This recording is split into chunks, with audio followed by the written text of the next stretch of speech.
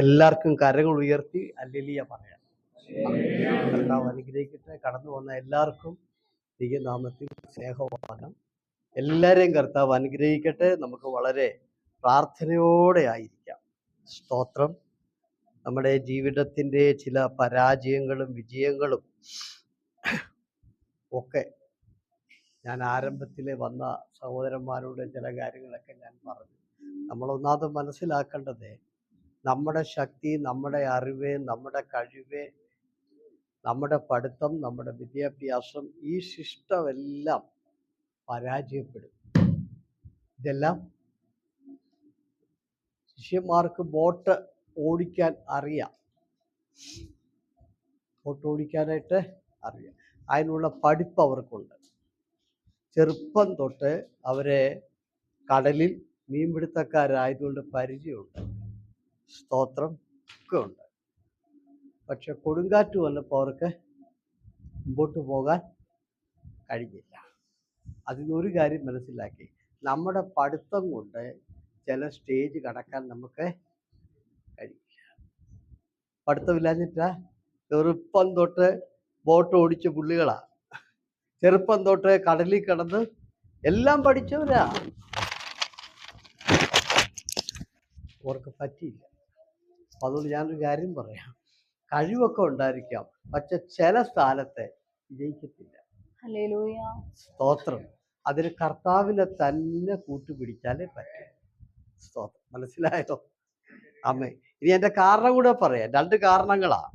ഒന്നാമത്തെ കാരണം എന്നാന്ന് ചോദിച്ചാലേ, ഈ ബോട്ടിന് കിഴുത്തയാണെങ്കിൽ നമുക്ക് അടയ്ക്കാം, നമുക്ക് വെള്ളം കിട്ടും.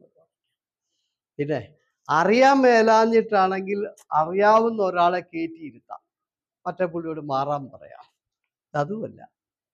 പിന്നെ കേടാണെങ്കിൽ നന്നാക്കാം, ഇതതുമല്ല. കടലിളകി, ബോട്ട് അതിൻ്റെ മുകളിൽ, അടിസ്ഥാനം ഇളകി. മനസ്സിലായോ? നിങ്ങളുടെ ജീവിതത്തിൽ അടിസ്ഥാനം ഇളകിയാൽ അതിനെ നിയന്ത്രിക്കാൻ നമ്മുടെ വിദ്യാഭ്യാസം കൊണ്ട് നടക്കില്ല, നമ്മുടെ ബുദ്ധി കൊണ്ട്. ബോട്ടിന് കേട് വന്നാൽ നമുക്ക് നന്നാക്കാം. മനസ്സിലായോ? അറിയാൻ മേലെങ്കിൽ നമുക്ക് പഠിച്ചിട്ടത് ചെയ്യാം. ഇതൊന്നുമല്ല വിഷയം. കടലിളകിയാൽ നിങ്ങൾ എന്നാ ചെയ്യും? സ്തോത്രം പറഞ്ഞേ. അതുകൊണ്ട് ഞാനൊരു കാര്യം പറയാണ്, ഇനിയുള്ള കാലമെങ്കിലും ദൈവത്തെ ആശ്രയിച്ച് ജീവിക്കാൻ ഇന്ന് പകൽ സമർപ്പിക്കുക, ഈ രാത്രി. കാരണം ഇനി മുമ്പോട്ട് പോകുമ്പോൾ നമുക്ക് ഇങ്ങനെയുള്ള സ്റ്റേജ് കടക്കാൻ പറ്റുകയല്ല, നമ്മൾ പരാജയപ്പെട്ടു പോകും. സ്തോത്രം. നമുക്ക് 100 കാര്യമുണ്ട്. വിസ അടിക്കണം, നമുക്കിവിടെ ജോലി വേണം, നമ്മുടെ എന്ത് ചെയ്യണം, നമ്മുടെ നാട്ടിൽ ചെലവ് അടക്കണം, നാട്ടിൽ എന്തെങ്കിലും വേണം, എല്ലാം നടക്കണ്ടേ? സ്തോത്രം. അപ്പൊ ചില പ്രതിസന്ധി നമ്മളെ കൊണ്ട് വിജയിച്ചു പോകാൻ പറ്റുകയില്ല. അതിനായി ദൈവത്തെ ആശ്രയിക്കണം എന്ന് പറയുന്നത്. ആമേ. ഇപ്പൊ മനസ്സിലായല്ലോ? കടലളവ് എന്ത് ചെയ്യാൻ അത് പറ, ഈ നിൽക്കുന്ന ഈ ഭൂമി കളയാ നമ്മൾ എന്ത് ചെയ്യാൻ അത് പറ. അപ്പൊ അതിനെന്ത് വേണം? അതിന് ദൈവശക്തി കൊണ്ടല്ലേ നടക്കത്തുള്ളൂ. സ്തോത്രം. കർത്താവ് എഴുന്നേറ്റു ശാന്തമാകാൻ പറഞ്ഞു, ഉടനെ അത് ശാന്തം. ഇനി ഇങ്ങനത്തെ അബദ്ധങ്ങളൊന്നും പറ്റാതെ ഇനി നമുക്ക് എന്നെ ആയുസുണ്ട്. 10-25 വയസ്സൊക്കെ ചിലർക്ക് കിട്ടിയെങ്കിൽ കിട്ടി, ചിലർക്ക് കിട്ടി. ഇപ്പൊ എന്നെപ്പോലുള്ളവർക്ക് 5 കിട്ടുമെന്ന് തോന്നുന്നില്ല, അല്ലേ? 5 വർഷം കൂടെ കിട്ടിയാ ഭാഗ്യം, അത്രയോ. അപ്പൊ ഇനിയുള്ള കാലം നമുക്ക് ദൈവത്തെ ആശ്രയിച്ച് മുന്നോട്ട് പോകാം. കർത്താവ് നമ്മുടെ ജീവിതത്തെക്കുറിച്ച് മത്തായിയുടെ സുവിശേഷത്തിലെ 7-ാം അധ്യായത്തിൽ കർത്താവ് ഒരു ഉപമ പറഞ്ഞു. നമ്മുടെ ജീവിതം, നമ്മളിതൊന്നും പഠിക്കാറുമില്ല, ചിന്തിക്കാറുമില്ല. കർത്താവ് പറഞ്ഞത് 2 വീടിൻ്റെ പണിയാണ്. അത് വീടല്ല, 2 ജീവിതങ്ങളാണ്. ഒന്ന് പാറയിൽ അടിസ്ഥാനമിട്ട വീടും മറ്റൊന്ന് മണലുമേൽ അടിസ്ഥാനമിട്ടു. നല്ല എളുപ്പമാണ്, കാരണം കുഴിക്കണ്ടല്ലോ മണലെ. പെട്ടെന്ന് അങ്ങോട്ടും ഇങ്ങോട്ടും മാറ്റി അടിസ്ഥാനം ഇട്ടു, വീടും വീടും. എന്ന് പറഞ്ഞാൽ നമ്മുടെ ജീവിതം എന്ന ഭവനം നല്ലതാ. ജനുവരി നമുക്ക് നല്ല സന്തോഷമാണ്, ഫെബ്രുവരി നമുക്ക് സന്തോഷമാണ്, മാർച്ച് നമുക്ക് സന്തോഷമാണ്, ഏപ്രിൽ നമുക്ക് സന്തോഷമാണ്, മെയ് സന്തോഷമാണ്, ജൂൺ സന്തോഷമല്ല. കാരണം ജൂണിൽ കാറ്റും മഴയുണ്ട്. മനസ്സിലായോ? ജൂണിൽ കാറ്റും മഴയും വരുന്നുണ്ട്. ഈ മണലിന്റെ പുറത്തിരിക്കുന്ന സാധനത്തിന് താഴെ പിടിയില്ലാത്തോണ്ട് അതങ്ങ് പോകും. അപ്പൊ ഞാനൊരു കാര്യം പറയട്ടെ, നിന്റെ ജീവിതത്തിലെ ലോകം എന്ന മണലും മേൽ അടിസ്ഥാനമിട്ട് ജീവിതം പണിതാൽ ഇവിടുത്തെ കുത്തൊഴുക്കുകളെ നേരിടാൻ നമുക്ക് കഴിയില്ല. അടിസ്ഥാനത്തിന് ഉറപ്പില്ലെങ്കിൽ വീട് മോളിൽ നിൽക്കുവോ? ഒഴുക്കിങ്ങോട്ട് വന്നു, കാറ്റിങ്ങോട്ട് വന്നു, എന്ത് ചെയ്തു? ഇതങ്ങ് ഒലിച്ചു പോയി. അപ്പൊ അതുകൊണ്ട് ഓർത്തോണം, എന്നും ജനുവരി അല്ല, എന്നും ഫെബ്രുവരി അല്ല, എന്നും മാർച്ച് അല്ല, എന്നും ജൂൺ അല്ല, ജൂലൈ ഓഗസ്റ്റും ഒക്കെ നിന്റെ ജീവിതത്തിന്റെ പുറകിൽ വരുന്നുണ്ട്. സ്തോത്രം. അന്നേരം നിനക്ക് ഇവിടെ നിൽക്കണമെന്നുണ്ടെങ്കിൽ ഉറപ്പുള്ളതിൽ ആശ്രയിക്കണം. സ്തോത്രം പറഞ്ഞ്. ഉറപ്പില്ലാത്തോടത്ത് നിന്റെ ജീവിതം അടിസ്ഥാനമിട്ടാൽ അത് തകരും. നാളെ വരും എന്നും ഒരു കാലാവസ്ഥയല്ല നമുക്ക് കേട്ടോ. അപ്പൊ ഇന്ന് ഈ വർഷം വലിയ കുഴപ്പമില്ലെന്നോർത്ത് അടുത്ത വർഷം ഇങ്ങനെ ആണെന്നൊന്നും ആരും ചിന്തിക്കണ്ട. എന്നും മെയ്യല്ല, എന്നും ജൂണൊന്നുമല്ല. സ്തോത്രം പറഞ്ഞ്. നമ്മുടെ ജീവിതത്തിന്റെ പുറകിൽ എന്തുണ്ട്?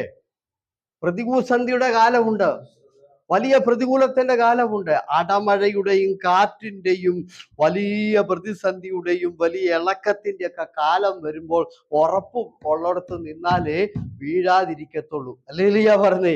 ഇല്ലെങ്കിൽ വെറുതെ മണലിന്റെ പുറത്ത് വീട് പണിയുന്നത് പോലെ ലോകപ്രകാരം ജീവിച്ച് മുമ്പോട്ട് പോയാൽ ബിസിനസ്സും പോക്കാ, ജോലിയും പോക്കാ, എല്ലാം പോക്കാ. ഇനി അത് വരാതിരിക്കാൻ വേണ്ടി പാറയുടെ പുറത്ത് പണിയാം. സ്തോത്രം.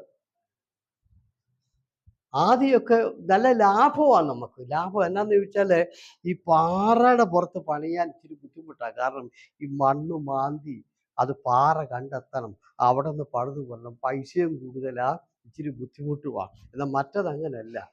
അതുകൊണ്ട് എല്ലാവർക്കും ആഗ്രഹം ബുദ്ധിമുട്ടും പ്രയാസവും ഒക്കെ ഉള്ള ഒരു ആത്മീക ജീവിതം. സ്തോത്രം. മറ്റതിന് ബുദ്ധിമുട്ടൊന്നുമില്ല, ഓടിച്ചെന്ന് മണ്ണ് മാറ്റി മണല് നമ്മൾ പണിയല്ലേ, അതിന് പൈസ ലാഭമില്ല. സ്തോത്രം. അതുകൊണ്ട് സൂക്ഷിക്കുക. ഇനിയുള്ള കാലം എന്ത് ചെയ്യാം? എല്ലാരോടും ഞാൻ പറയുന്നു കേട്ടോ, ഇനിയുള്ള കാലം ദൈവത്തിൽ ആശ്രയിച്ചില്ലെങ്കിൽ നമ്മുടെ ജീവിതത്തിന്റെ കാലാവസ്ഥ മാറുമ്പോൾ, കാരണം ഇന്ന് നമുക്ക് സാലറിക്ക് പ്രശ്നമില്ലായിരിക്കാം, ജോലിക്ക് പ്രശ്നമില്ലായിരിക്കാം, എന്നും ഒരു കാലാവസ്ഥയല്ല ലോകത്തില്. അത് എപ്പോഴാ മാറുന്നെന്ന് പറയാനൊക്കത്തില്ല. ഈ കാലാവസ്ഥ മാറുമ്പോൾ ഉറപ്പില്ലാത്തോടത്താ വീടിരിക്കുന്നെങ്കിൽ അതങ്ങ് ഇടിഞ്ഞു പോകും. ഹല്ലേലൂയ പറഞ്ഞ്. അങ്ങനെ ഒത്തിരി പേര് ഇടിഞ്ഞിപ്പോ നാട്ടിൽ പോയിക്കൊണ്ടിരിക്കുക. കർത്താവിനെ ആശ്രയിച്ചു കൊടുക്കുക. രണ്ടാമത്തെ ഒരു കാര്യം, ലോകത്തിന്റെ നിയമങ്ങൾ നമ്മൾ പറഞ്ഞാൽ നിൽക്കത്തില്ല. നിങ്ങൾക്കൊരു കാറ്റ് വരുമ്പോൾ അതിനൊന്ന് പറഞ്ഞു നിർത്താവോ? മേലാൽ ഇതുവഴി കാറ്റ് വരുന്നത് നിങ്ങൾക്കൊന്ന് പറഞ്ഞു നിർത്താവോ? ആമേ. തിരമാല എടുക്കിച്ചിട്ട് മേലാൽ എന്ത് ചെയ്യരുതേ? ഇതൊക്കെ നടക്കി നിർത്താവോ? പ്രകൃതിയുടെ നിയമമാണ് കാറ്റടിക്കുക, തിരമാലകൾ വരിക, പിന്നെ മഴക്കാലം വരിക, വേനൽക്കാലം വരിക. ഇതൊന്നും നമ്മൾ പറഞ്ഞാൽ നിൽക്കത്തില്ല. കടലിലെ തീരത്ത് പോലും പണ്ട് അപ്പച്ചൻ നിന്ന പോലെ അവിടെ നിൽക്കുക. അപ്പച്ചൻ നിന്നെന്നാന്നറിയോ? ഈ തിരമാല ഒന്ന് അടങ്ങിയിട്ട് കുളിക്കാൻ നിൽക്കുക. ഓർത്ത് കൊടുത്തോണ്ട് അപ്പച്ചൻ 2-3 ദിവസം നിന്നിട്ടും ഈ സാധനം നിൽക്കത്തില്ല. ഒന്ന് പോയ പിന്നെ വരിക. അങ്ങനെ ജീവിതത്തിൽ നിന്ന് പോകുന്നതല്ലാതെ അപ്പച്ചൻ ഇതൊന്ന് അടങ്ങിയിട്ട് കുളിക്കണം, നിൽക്കുക. അതുകൊണ്ട് ഞാൻ ഇന്ന് രാത്രി ഒരിക്കൽ കൂടെ പറയുന്നു, ലോകത്തിന്റെ നിയമങ്ങൾ നമ്മൾ പറഞ്ഞാൽ കീഴടങ്ങില്ല, പക്ഷെ കർത്താവ് പറഞ്ഞാൽ കീഴടങ്ങും. കാറ്റ് അടങ്ങ എന്ന് പറഞ്ഞപ്പോൾ ആ കാറ്റടങ്ങി, തിരമാല അടങ്ങ എന്ന് പറഞ്ഞപ്പോൾ അത് അടങ്ങി. അപ്പൊ നിങ്ങളുടെ മുൻപിൽ ആഞ്ഞടിക്കുന്ന പ്രതിസന്ധികളെ കീഴ്പ്പെടുത്താൻ നമുക്ക് കഴിയില്ല. അതുകൊണ്ട് ഞാൻ വീണ്ടും പറയുന്നു, കുഞ്ഞെ, നിന്റെ ജീവിതം യേശുവിന് കൊടുക്കേ. കർത്താവ് നിന്നോട് കൂടെ ഉണ്ടെങ്കിൽ ഏത് പ്രതിസന്ധി വന്നാലും അതിനെ അടക്കാൻ കർത്താവിന് കഴിയും. സ്തോത്രം. നമുക്ക് അതിന് മുമ്പോട്ട് പോകാൻ കഴിയും. ഇല്ലെങ്കിൽ നമുക്ക് പ്രശ്നങ്ങളാണ്. സ്തോത്രം. മനസ്സിലായല്ലോ? ആമേൻ. Praise the lord. നമുക്ക് ഈ ഭൂമിയിലെ നല്ലൊരു ജീവിതമുണ്ട് കർത്താവ് കൂടെ ഉണ്ടെങ്കിൽ. ഞാൻ എപ്പോഴും പറയും, നമ്മുടെ കണക്കൂട്ടലുകൾ തെറ്റുന്ന ഒരു ലോകത്തിലാണ് നമ്മൾ ഇവിടെ നിൽക്കുന്നത്. ഏതു സമയവും നമ്മുടെ കണക്കൂട്ടൽ തെറ്റും. സ്തോത്രം. കണക്കൂട്ടലുകളൊക്കെ തെറ്റും. അത് ഞാൻ പറഞ്ഞറിയല്ലോ അല്ലേ? ഒറ്റ നിമിഷം കൊണ്ട് കണക്കൂട്ടലുകളെ തെറ്റിപ്പോകും. ഇല്ലേ? നാളെ രാവിലെ തൊട്ട് ഇവിടെ പറയാ പ്രൈസ് ദി ലോർഡ്, ഇവിടെ എന്തു പറയാ, വിസയ്ക്ക് പൈസ കൂട്ടി, കറണ്ട് ചാർജ് കൂട്ടി, ഓക്കെ, കണക്കൂട്ടിൽ തെറ്റി. 10,000-5,000 വിസയുള്ള കമ്പനി എന്താ ചെയ്യും? സ്തോത്രം പറഞ്ഞേ. നാളെ ഇവിടുത്തെ നിയമങ്ങൾ മാറിയാൽ നമ്മൾ കണക്ക് കൂട്ടിയതെല്ലാം തെറ്റും. സ്തോത്രം പറഞ്ഞേ. എന്നാൽ കർത്താവ് കൂടെ ഉണ്ടെങ്കിൽ കണക്ക് കൂട്ടൽ തെറ്റിയാലും കർത്താവ് അത്ഭുതം ചെയ്യും, അത്ഭുതങ്ങളെ ചെയ്യും. അതുപോലെ കാനാവിലെ കല്യാണ വീട്ടിൽ കണ്ടില്ലേ, കണക്കൂട്ടിൽ തെറ്റിപ്പോയില്ലേ, അവിടുത്തെ വീഞ്ഞ് തീർന്നു പോയി. ആ വീട്ടുകാരെ ഒരിക്കലും വീഞ്ഞ് തീരുമെന്ന് കണക്ക് കൂട്ടിയില്ല. അവര് വിചാരിച്ചത് ഞങ്ങളുടെ വീട്ടിൽ വരുന്നവർക്കെല്ലാം കൊടുത്തു നീതി വരത്തക്ക നിലയിൽ അവരുണ്ടാക്കി വീഞ്ഞ് സമയത്ത് തീർന്നു.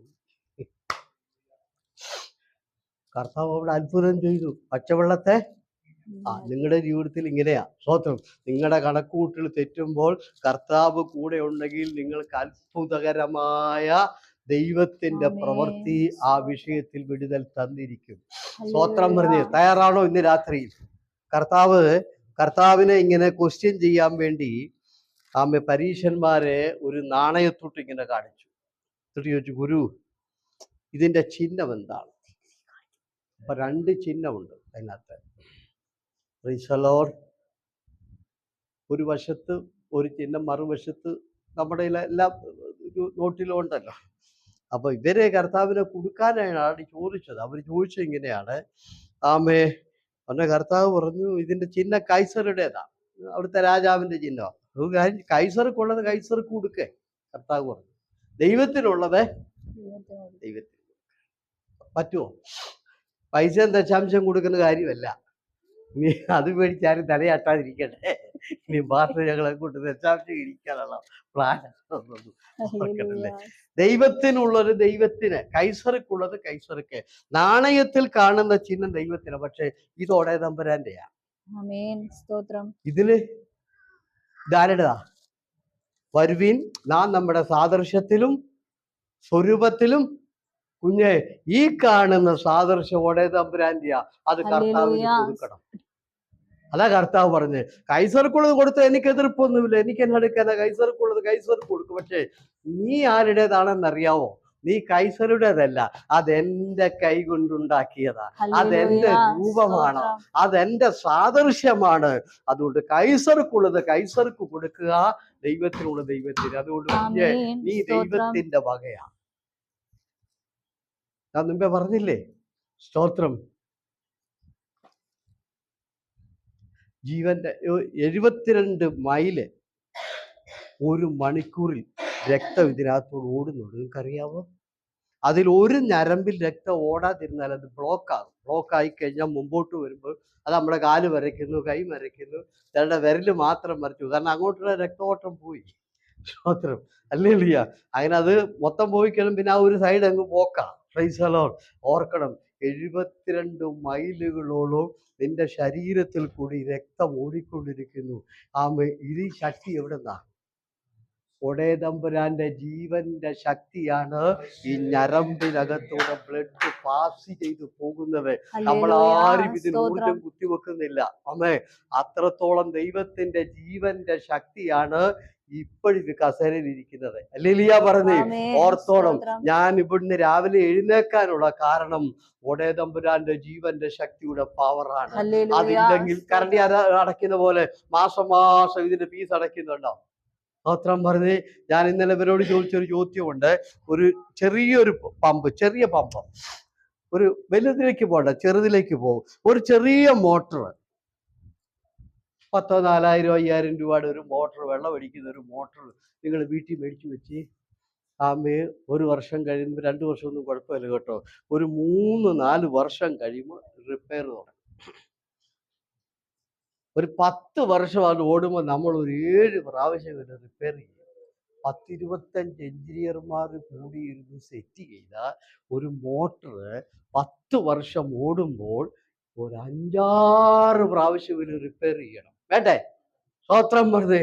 അപ്പൊ നീ ഒന്ന് ആലോചിച്ച് നോക്കി, ജനിച്ചു വീണപ്പോ തൊട്ട് ഇങ്ങനെ അടിക്കുന്ന ഈ ഹാർട്ടിനെ ഇന്ന് വരെ ഒരു റിപ്പയർ വന്നോ? പറഞ്ഞാട്ട് പ്രൈസ് ദി ലോർഡ്. ആമേൻ. ഇന്ന് വരെ ഒരു റിപ്പയർ വന്നോ ഇതിനകത്ത്? സ്തോത്രം പറഞ്ഞ്. ഈ സൈനാസിൽ കേൾക്കുന്ന സാധനത്തിന്റെ പേര് മലയാളത്തിൽ ചെവിക്കല്ലെന്ന. ഇന്ന് വരെ ഒരു റിപ്പയർ വന്നോ? ഹല്ലേലൂയ പറഞ്ഞേ. ആമേൻ. ഇന്നു വരെ കേടുവരാതെ ഇതിനെ ജീവിപ്പിക്കുന്ന ജീവന്റെ ശക്തി ഒടേതമ്പുരാൻ ഊതിയതാണെന്നും മറന്നു. ഹല്ലേലൂയ പറഞ്ഞ്. നമ്മളത് മറന്നു പോവുകയാ. എന്റെ വീട്ടിൽ കത്തുന്ന ലൈറ്റിന്റെ കറണ്ടിന്റെ ശക്തിയുടെ ഫീസ് നമ്മൾ അടയ്ക്കും. ഹല്ലേലൂയ പറഞ്ഞ്. ഇന്ന് വരെ ഇതിന്റെ ഫീസ് അടച്ചിട്ടില്ല. ഹല്ലേലൂയ പറഞ്ഞ്. ഒരു മെയിൻ്റനൻസും വന്നിട്ടില്ല. Price the Lord. ഇന്ന് വരെ എല്ലാ കാര്യവും ഭംഗിയായി ചെയ്യുകയാ. ഇല്ലേ? അപ്പൊ ആ ദൈവത്തെ ഓർക്കണ്ടേ? ആ ദൈവത്തെ കുറിച്ച് വിചാരം വേണ്ടേ നമുക്ക്? സ്തോത്രം. നമ്മളിതൊന്നും ചിന്തിക്കാറില്ല. Praise the lord. അപ്പൊ ഞാൻ പറഞ്ഞു, നമ്മുടെ പരാജയം എന്താണ്? നമ്മുടെ പരാജയത്തിന്റെ കാരണം നമ്മുടെ പരാജയത്തിന്റെ കാരണം നമ്മുടെ ചില സ്റ്റേജുകൾ നമുക്ക് മുന്നോട്ട് പോകാൻ ദൈവശക്തി ഇല്ലാതെ നടക്കത്തില്ല. കാറ്റും കോളുകളും ഇളകുമ്പോൾ അതിനെ നിയന്ത്രിക്കാൻ നമുക്ക് പറ്റാത്തത് കൊണ്ട് ദൈവശക്തി ഉണ്ടെങ്കിൽ അത്രയും ഭാഗം മുന്നോട്ട് പോകാൻ നോക്കും. ഇല്ലെങ്കിൽ പരാജയപ്പെടും. ഇന്ന് രാത്രിയിൽ തീരുമാനമെടുത്ത് ഇനിയുള്ള കാലം നമ്മുടെ ജീവിതം ദൈവത്തിനായി സമർപ്പിക്കുക. നമുക്ക് നന്മയെ വരത്തുള്ളൂ. സ്തോത്രം. തന്നെ വരത്തുള്ളൂ. സ്തോത്രം. കർത്താവിന് വേണ്ടി ജീവിതം എന്ന് പറയുന്നത് എന്താണെന്നറിയാവോ? ജീവിതം യോഹന്നാന്റെ സുവിശേഷം 4-ാം അധ്യായത്തിൽ ശമരിയക്കാരിയോട് സംസാരിക്കുമ്പോൾ കർത്താവ് ശമരിയക്കാരിയോട് പറയുകയാണ്, നീ ദൈവത്തിന്റെ ദാനമെന്നും നിന്റെ മുൻപിൽ നിൽക്കുന്നവൻ ആരെന്നും നീ അറിഞ്ഞിരുന്നെങ്കിൽ കൊള്ളാമായിരുന്നു. ഒന്ന് ഓർത്തോളുക, ജീവിതം ദൈവത്തിന്റെ ദാനമാണ്. വിശ്വസിക്കുന്നതല്ല ഒടേതമ്പുരാൻ്റെത്. 10 പൈസ ഫീസ് അടയ്ക്കുന്നില്ല. സ്തോത്രം പറഞ്ഞേ. ഇതിനകത്തോട് ഓടുന്ന ബ്ലഡും അതിനൊരു കോട്ടവും വരാതെ ഇന്ന് വരെ ഓടിയതിന്റെ ശക്തി ഒടേതമ്പുരാൻ്റെതാ. ഹല്ലേലൂയ പറഞ്ഞേ. ഇതെല്ലാം ദൈവത്തിന്റെ ദാനമാണ്. ഈ ഭൂമി ദൈവത്തിന്റെ ദാനമാണ്. ഇവിടുത്തെ സമ്പത്ത് ദൈവത്തിന്റെ ദാനമാ. ഇവിടെ സ്വർണം ഉണ്ടാക്കിയത് BJP-ക്കാരാണോ? ഇവിടുത്തെ കോൺഗ്രസ്സുകാരാണോ? ഇവിടുത്തെ അമേരിക്കക്കാരാണോ? ഈ ഭൂമിയിൽ സ്വർണം വെച്ചത് ഒടേതമ്പുരാനാണ്. സ്തോത്രം. ഈ സമ്പത്ത് ദൈവത്തിന്റെ ദാനമാണ്. നമ്മളത് എന്ത് ചെയ്യുന്നു? തീവ്രവാദത്തിലും വേശ്യാലയത്തിലും അവിടെ ഇവിടെയൊക്കെ നമ്മൾ ചെലവഴിക്കുന്നു. ഇത് നമ്മുടെ പിതാക്കന്മാരാരും വെച്ചതല്ല. ഈ ഭൂമിയിലെ സമ്പത്തൊന്നും ഒടേതമ്പുരാനാണ് ഇതിനകത്തെല്ലാം വെച്ചത്. ദൈവം നമുക്ക് ദാനമായി തന്നു. സ്തോത്രം. ഈ ഭൂമിയെ ദൈവത്തിന്റെ ദാനമാണ്. ശ്വസിക്കുന്ന വായു ദൈവത്തിന്റെ ദാനമാണ്. ഇതിനകത്തെ ശക്തി ദൈവത്തിന്റെ ദാനമാണ്. ഈ ഭൂമി ദൈവത്തിന്റെ ദാനമാണ്. സകലതും ദൈവത്തിന്റെ ദാനമാണ്. നിങ്ങൾ നോക്കിക്കേ. ഓരോ സ്ഥലത്തെക്കുറിച്ച് നിങ്ങൾ നോക്കിക്കേ. എത്ര വിലപിടിപ്പുള്ള നല്ല നല്ല ഫ്രൂട്ട്സുകളെ അല്ലെങ്കിൽ നല്ല നല്ല പഴവർഗ്ഗങ്ങളെ, വിലപിടിപ്പുള്ളതായിരിക്കുന്ന ഭക്ഷണങ്ങളെ ഒക്കെ വിളയത്തക്ക നിലയില് ഈ ഭൂമിയെ സമ്പന്നമാക്കി തന്നത് ആരാ? ഇവിടുത്തെ ഏതേലും കൃഷി വകുപ്പാണോ? സ്തോത്രം പറഞ്ഞേ. എല്ലാം ഒടേതമ്പുരാന്റെ ദാനമാണ്. ഹല്ലേലൂയ പറഞ്ഞേ. അതുകൊണ്ട് നമ്മൾ എന്ത് ചെയ്യണം? ജീവിതം ദൈവത്തിന്റെ ദാനമാണ്. ഭൂമി ദൈവത്തിന്റെ ദാനമാണ്. ഇതിനകത്തെ ശക്തി ദൈവത്തിന്റെ ദാനമാണ്. ഇതുവരെ നമ്മൾ ശ്വസിക്കുന്ന വായു ദൈവത്തിന്റെ ദാനമാണ്. ഒടേതമ്പുരാന്റെതാണ് സകലതും. ദൈവത്തിന്റെ ദാനമാണ് ജീവിതം. അത് നമ്മൾ അറിയണം. ദൈവം എനിക്ക് ദാനമായി തന്നതാ ജീവിതം. സ്തോത്രം. അല്ലാതെ ജീവിതത്തിന് വില കൊടുക്കാൻ നിങ്ങളെ കൊണ്ട് പറ്റുമോ? ഒരു ദിവസം ശ്വസിക്കുന്ന വായുവിന്റെ വില അടയ്ക്കാൻ പറ്റുമോ? ഒരു വീട്ടിൽ 3 പിള്ളേര്, അപ്പനും അമ്മയും 4 പേര്, 5 പേര് 12 മണിക്കൂർ ഇവിടുത്തെ ഇന്ത്യൻ മിഷൻ ഹോസ്പിറ്റലിൽ പോയിട്ട് ഓക്സിജൻ ശ്വസിച്ചേ നിങ്ങൾ കൊടുക്കുവോ?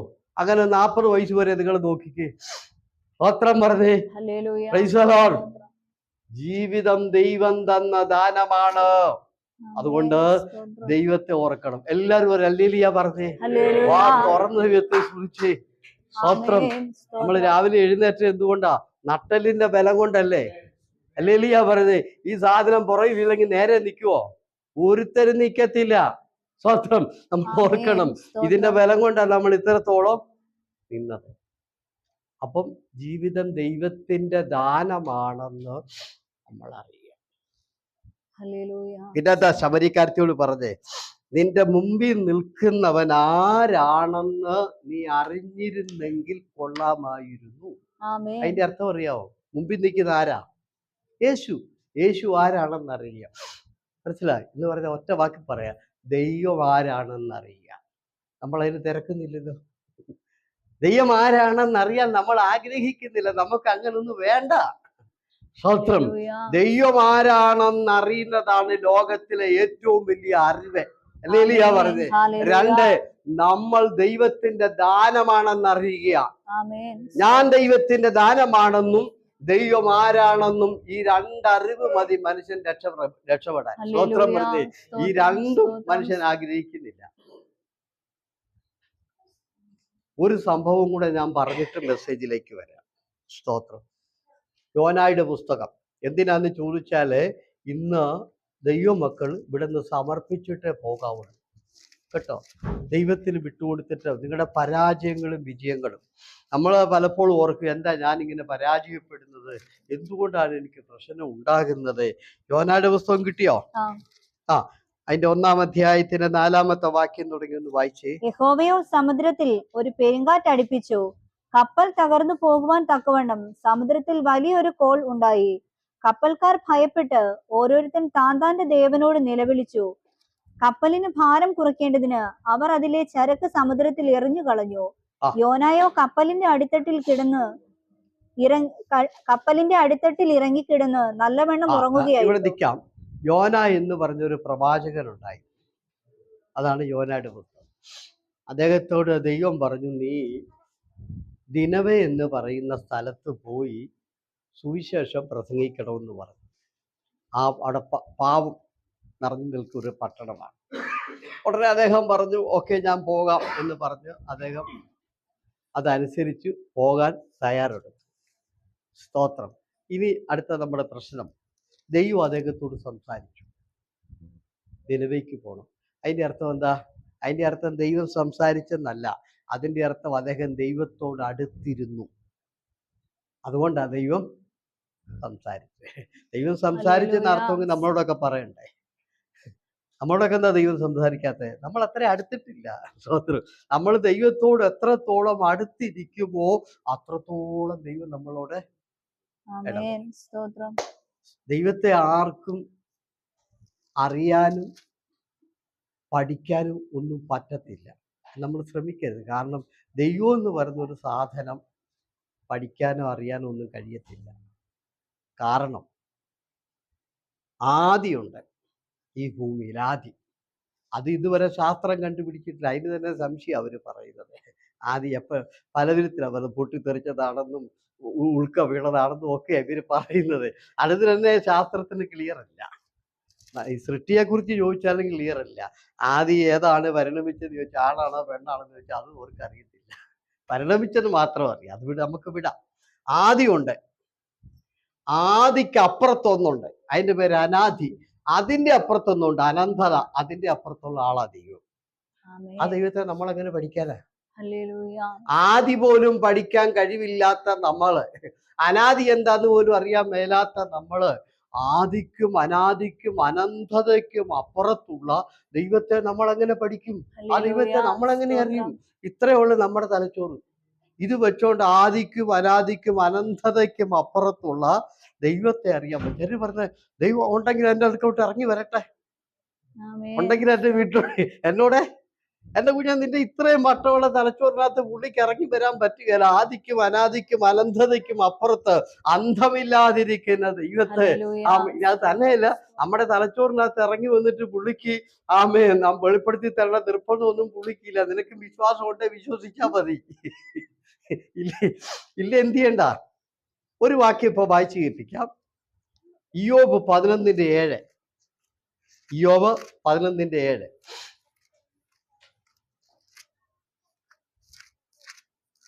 ഉറക്കെ വായിച്ചേ. ദൈവത്തിന്റെ അഗാധത്വം നിനക്ക് ഗ്രഹിക്കാമോ? സർവശക്തിന്റെ സമ്പൂർത്തി നിനക്ക് മനസ്സിലാകുമോ? അത് ആകാശത്തോളം ഉയരമുള്ളത്, നീ എന്തു ചെയ്യും? അത് പാതാളത്തെക്കാൾ അഗാധമായത്, നിനക്ക് എന്തറിയാം? അതിന്റെ പരിമാണം ഭൂമിയേക്കാൾ നീളവും. ആകാശത്തേക്കാൾ നീളമുണ്ട്, ഭൂമിയേക്കാൾ നീളമുണ്ട്, സമുദ്രത്തെക്കാൾ നീളമുണ്ട്, പാതാളത്തെക്കാൾ നീളമുണ്ട്. ഇതാ ദൈവം എന്ന് പറഞ്ഞാൽ അർത്ഥം മനസ്സിലായോ? ദൈവത്തിന് ആദി അന്തവും ഇല്ല. സ്തോത്രം പറഞ്ഞ് മനുഷ്യന്റെ പരിമിതിക്ക് ഒതുങ്ങുന്നതല്ല, മനുഷ്യന്റെ യുക്തിക്ക് ഒതുങ്ങുന്നതല്ല ദൈവം. സ്തോത്രം പറഞ്ഞ് അതുകൊണ്ട് ദൈവത്തെ നമുക്ക് പഠിക്കാനൊന്നും പറ്റത്തില്ല. പിന്നെ ദൈവത്തെ പഠിക്കുന്ന എങ്ങനെയാന്ന് ചോദിച്ചാൽ ദൈവം ഇങ്ങോട്ട് പഠിപ്പിക്കും. അത് നിങ്ങൾ എത്രത്തോളം അങ്ങോട്ട് ചെല്ലുവോ അത്രത്തോളം പുള്ളി പഠിപ്പിക്കും. അതേ ഉള്ളൂ, വേറെ മാർഗം. അതേ സമയത്ത് ഈ പുസ്തകമോ ഈ ടെലഫോണോ ഒക്കെ അടിച്ചു നോക്കിയെടുത്ത് നമുക്ക് പഠിക്കാം. മറ്റതങ്ങനെ ഒരു വസ്തുവല്ല. ആകാശത്തെക്കാളും നീളം, സമുദ്രത്തെക്കാളും വലുത്, പാതാളത്തെക്കാളും വലുത്. ഈ ദൈവത്തെ നമ്മളെങ്ങനെ പഠിക്കും? സ്തോത്രം പറഞ്ഞ് അതുകൊണ്ട് ആരും ബുദ്ധിയിലിട്ട് ചിന്തിച്ച് കുഴയാൻ പോകണ്ട. ഇത്രത്തോളം ഉള്ളു നമ്മുടെ തലച്ചോറ്. അതിനകത്ത് കിടന്നുകൊണ്ട് നമ്മൾ ഈ ആദി അനന്തവും ഇല്ലാത്ത ദൈവത്തെ, ആകാശത്തെക്കാളും നീളമുള്ള ദൈവത്തെ, ഭൂമിയെക്കാളും വലിയ ദൈവത്തെ നമ്മൾ അളക്കുക എന്ന് പറയുന്നത് തന്നെ ശുദ്ധ മണ്ടത്തരമാണ്. അതിനൊന്നും പോകണ്ട കേട്ടോ. ദൈവം അത്രയ്ക്ക് വലുതാണ്. ദൈവത്തെ അറിയണം. ഇന്ന് രാത്രി സമർപ്പിച്ചിട്ട് ദൈവത്തിലോട്ട് അടുത്തിയല്ലോ, പുള്ളി നിങ്ങളോട് നേരിട്ട് സംസാരിക്കും. ദൈവം നിങ്ങൾക്ക് അങ്ങനെ ആ ദൈവം മോശെ അങ്ങോട്ട് ചെന്നപ്പോ ദൈവം ഇങ്ങോട്ട് വെളിപ്പെടുത്തി കൊടുത്തു. ആമേൻ. ഞങ്ങളെല്ലാം അങ്ങോട്ട് അടുത്തപ്പോ കർത്താവ് ഞങ്ങൾക്ക് ഇങ്ങോട്ട് വെളിപ്പെടുത്തി തന്നു. അല്ലാതെ ഞങ്ങൾ ആരും ദൈവത്തെ എടുത്തിട്ട് പഠിച്ചതല്ല. അങ്ങനെ പഠിക്കാൻ പറ്റുന്ന വസ്തുവൊന്നും അല്ല ദൈവം. ഹല്ലേലൂയ. ശ്രദ്ധിക്കാം കേട്ടോ, ഞാൻ ആ വിഷയം വിടുന്നു. അപ്പൊ യോന ദൈവത്തോട് അടുത്തിരുന്നു അല്ലേ എന്ന് പറഞ്ഞാൽ ആത്മീയമായി വളരെ ഉയർന്ന നിലയിലാണ് ഈ മനുഷ്യൻ യോന ഇരിക്കുന്നത്. അതുകൊണ്ടാണ് ദൈവം സംസാരിച്ചത്. അപ്പൊ നിങ്ങൾ ആത്മീയമായി ഒരു ഉയർന്ന നിലവാരത്തിൽ വന്ന ഇന്ന് രാത്രി ദൈവം സംസാരിക്കും. ഇന്ന് തീർച്ചയായിട്ടും ദൈവം ഉയരങ്ങളിൽ. അപ്പൊ ഇദ്ദേഹത്തോട് പറഞ്ഞു ദിനവേലയ്ക്ക് പോകാൻ. ഇദ്ദേഹം അത് ഏറ്റെടുത്തു, സമർപ്പിച്ചു, പോകാൻ തയ്യാറായി. ഇദ്ദേഹം അവിടെ എഴുതിയിരിക്കുന്നത് ദിനവേലയ്ക്ക് പോകാൻ സമർപ്പിച്ചു, തീരുമാനിച്ചു, ഏൽപ്പിച്ചു കൊടുത്തു. പക്ഷെ അദ്ദേഹം കുറെ കഴിഞ്ഞപ്പോൾ പ്ലാൻ മാറ്റി. അദ്ദേഹം പറയുകയാണ് ദിനവേലയ്ക്ക് പോകത്തില്ല, പുള്ളി സർവീസിലേക്ക് പോവുക പുള്ളി തീരുമാനിച്ചു. സ്തോത്രം. സർവീസിലേക്ക് പോകാൻ തീരുമാനിച്ചു. എന്താ അതിൻ്റെ അർത്ഥം? ഒറ്റ വാക്കിലങ്ങ് അർത്ഥം പറയാം, കാരണം ഒത്തിരി പറഞ്ഞ സമയങ്ങളില്ല. ഒറ്റ വാക്കിലങ്ങ് അർത്ഥം പറയുന്നു, ശ്രദ്ധിച്ചു. ദൈവത്തിന്റെ ആലോചനയ്ക്ക് കടകവിരുദ്ധം. ദിനവേ പോകാൻ പറഞ്ഞ പുള്ളി നേരെ സർവീസിലേക്ക്. ഇതാണ് പരാജയത്തിന്റെ തുടക്കം. സ്തോത്രം പറഞ്ഞ് ദൈവിക ആലോചനയ്ക്കും ദൈവിക പദ്ധതിക്കും കടകവിരുദ്ധമായുള്ള നമ്മുടെ ജീവിതവും നമ്മുടെ പോക്കുമാണ് പരാജയത്തിന്റെ സ്റ്റാർട്ടിങ്. അവിടെ നിന്നാ തുടങ്ങുന്ന പരാജയം. സ്തോത്രം. ഇപ്പൊ ഈ മനുഷ്യൻ പോകുന്നത് നിങ്ങൾ ശ്രദ്ധിച്ചോണം കേട്ടോ. Price the lord. അതുകൊണ്ട് ദിനവേലയ്ക്ക് പോകാൻ പറഞ്ഞ യോന നേരെ തിരിച്ച് സർവീസിലേക്ക്. അതുകൊണ്ട് ഇന്ന് രാത്രി ഞാൻ വീണ്ടും പറയുന്നു, ദൈവിക പദ്ധതിക്കെതിരായിട്ട് ഈ ഭൂമി ജീവിക്കാനാ പ്ലാൻ ചെയ്യുന്നെങ്കിൽ പരാജയം ഇനിയും വലുതാകാൻ പോവുക, ഇനിയും പ്രശ്നം തുടങ്ങാൻ പോവുക. നമുക്ക് നോക്കാം. ഈ മനുഷ്യൻ സർവീസിലേക്ക് പോവുക. അവിടെ എഴുതിയിരിക്കുന്നത് അദ്ദേഹം കൂലി കൊടുത്തു. കണ്ട വാക്യം കണ്ട സിസ്റ്ററെ? കൂലി കൊടുത്ത് അദ്ദേഹം കപ്പല് കയറി സർവീസിലേക്ക് യാത്രയായി. അതിന്റെ അർത്ഥം എന്താ? കൂലി കൊടുത്തെന്ന് പറഞ്ഞാൽ കൂലി കൊടുക്കാതെ കപ്പലിൽ കയറ്റിയില്ല. പക്ഷെ കൂലി കൊടുത്തെന്ന് പറഞ്ഞതിന്റെ അർത്ഥം ദൈവിക പദ്ധതിക്കെതിരായി യാത്ര ചെയ്യാൻ കാശുണ്ട്. അതാ പറഞ്ഞ കൂലി. സ്തോത്രം പറഞ്ഞ് ദൈവത്തിന്റെ പദ്ധതിക്കെതിരായി മുന്നോട്ട് നീങ്ങാൻ പലർക്കും പൈസയുണ്ട്. സ്തോത്രം പറഞ്ഞ് കൂലി കൊടുത്ത് ദൈവത്തിന്റെ പദ്ധതിക്കെതിരായി ടിക്കറ്റ് എടുത്ത് പുള്ളി നിലവിലേക്ക് പോകേണ്ട പുള്ളി കാശ് കൊടുത്തിട്ട് നേരെ തിരിച്ച് സർവീസിലേക്ക് ടിക്കറ്റ്. അപ്പൊ അത് ഓർത്തോളം, ദൈവത്തിന്റെ പദ്ധതിക്കെതിരായി പൈസ കളയുന്നവരോട് ഞാൻ പറയുന്നു, നിനക്ക് വലിയ ദോഷം സംഭവിക്കും കേട്ടോ. സ്തോത്രം പറഞ്ഞേ, സ്തോത്രം പറഞ്ഞേ. കപ്പല് കയറി ഇദ്ദേഹം യാത്ര ആരംഭിച്ചു. പോവുക, കപ്പല് കയറി പോകാൻ തീരുമാനിച്ചു. ആമേ, അതാണ് നമ്മുടെ ചിന്ത. കപ്പല് കയറി പോവുക. ബസ്, അന്നത്തെ കാലത്ത് ബസ്സൊന്നുമില്ല. അന്നത്തെ കാലത്തൊക്കെ ഉള്ളത് കഴുതയും കുതിരവണ്ടിയും ഒക്കെ ആണല്ലോ.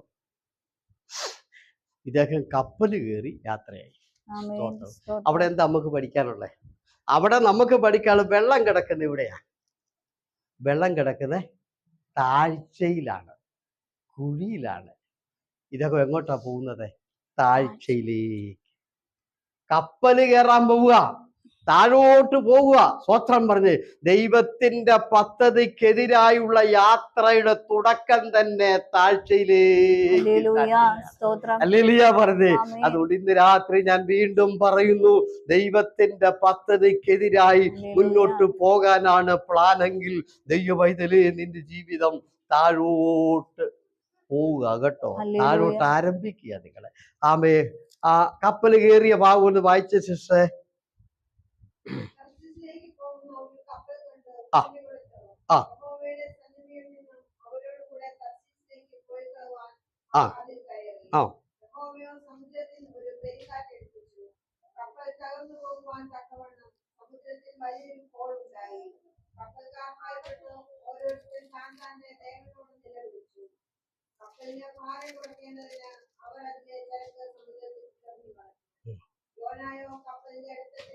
മതി, ഇരിക്കട്ടെ. അടിത്തട്ട് അവിടെ ഒരു വര ഇട്ട് വെച്ചു. വളരെ ശ്രദ്ധിക്കണം കേട്ടോ. അപ്പൊ വെള്ളം കിടക്കുന്ന എവിടെയാ? താഴ്ചയിലാണല്ലോ. താഴെ വന്ന് നിന്നു. ദൈവത്തിന്റെ പദ്ധതിക്കെതിരെ പോവുക. നിലവയിലേക്ക്, സർസീസിലേക്ക് പോവുക. നിലവേ പോകേണ്ട ആളാ. ദൈവത്തിന്റെ പദ്ധതിക്കെതിരെ യാത്ര ചെയ്യാൻ വേണ്ടി താഴോട്ട് വന്നിങ്ങനെ നിൽക്കുക. അന്ന് ടിക്കറ്റ് കൊടുത്ത് കപ്പലിനകത്ത്. അത് രണ്ടാമത്തെ തട്ട. കപ്പലിനകത്ത് കയറിയിട്ട് ഈ മനുഷ്യൻ ഇരിപ്പില്ല. കണ്ടോ? ആ സിസ്റ്റർ വായിച്ചു കേട്ടോ. ഇയാള് അടിത്തട്ടിലോട്ട് മോളിൽ തട്ടില്ലായിരുന്നു. സ്വത്രം പറയും, മോളിൽ തട്ടൊന്നുമില്ലേ? ഇയാളങ്ങ് അടിത്തട്ടിലോട്ട് പോവുകയാണ്. ആമേ. അതിന്റെ അർത്ഥം എന്താണെന്നറിയാമോ?